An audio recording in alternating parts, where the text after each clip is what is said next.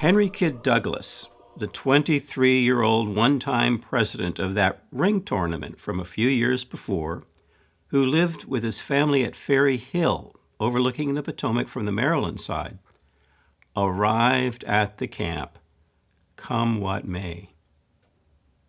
His father, Reverend Robert Douglas, was part owner of the valuable covered wooden bridge at River's Edge.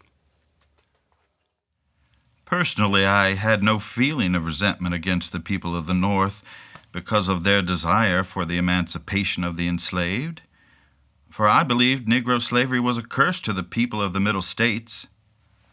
As a boy, I had determined never to own anyone. When on the 17th April 1861, the Virginia Convention passed the Ordinance of Secession, I had no doubt of my duty. In a week, I was back on the Potomac. When I found my mother sewing on heavy shirts, with a heart doubtless heavier than I knew, I suspected for what and whom they were being made. In a few days, I was at Harper's Ferry, a private in the Shepherdstown Company, Company B, 2nd Virginia Infantry.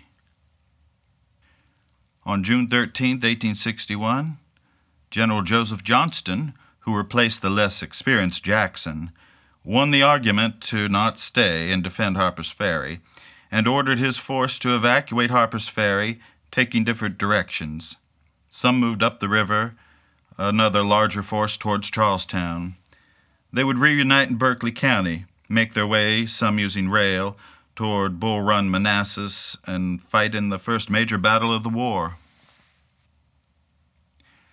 Meantime, the Federal Army, under General Robert Patterson, was basically duped into remaining in the local region, not detecting the hurried movement of Johnston's men to the Manassas battle location. When Federal General Robert Patterson began to demonstrate from Hagerstown to cross the Potomac at Williamsport, General Johnston determined to evacuate Harper's Ferry. I was with the regiment that marched to Shepherdstown to destroy the bridge over the Potomac at that point. I was with the company that set fire to it, and when in the glare of the burning timbers, I saw the glowing windows in my home on the hill beyond the river, and knew my father was a stockholder in the property that I was helping to destroy, I realized that war had begun.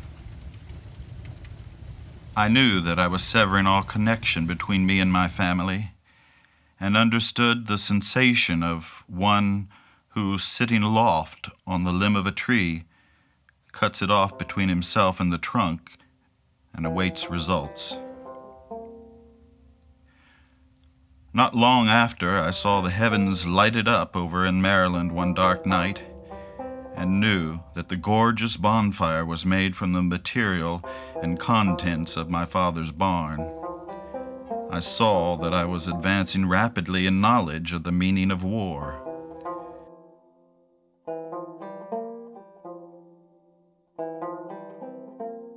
On July 2, 1861, as the first area battle erupted in Berkeley County at Falling Waters, the cannon could be heard across the valley with a different, strange effect on each individual who met the blasts. Wrote Dandridge's daughter, Serena Dandridge, much later. It was a piping hot July day, the first day of harvest in the long terrapin neck bottom along the creek.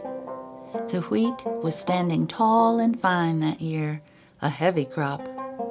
Father was swinging the first cradle, and the colored cradlers were strung out in a long line beside him. He was only 16, but over 6 feet tall and wiry and tough. As the cradling went on, the sun's heat beat down more and more fiercely. Suddenly, the booming of cannon was heard from over the hills in the direction of Martinsburg.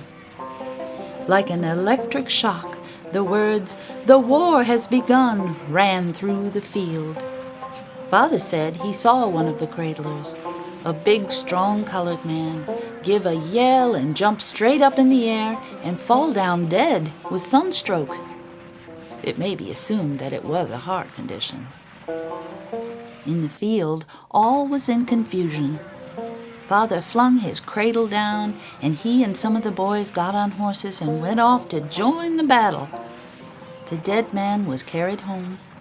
The boys and horses were eventually corralled and brought back, the easier because the battle, which was only a skirmish, was over before they arrived.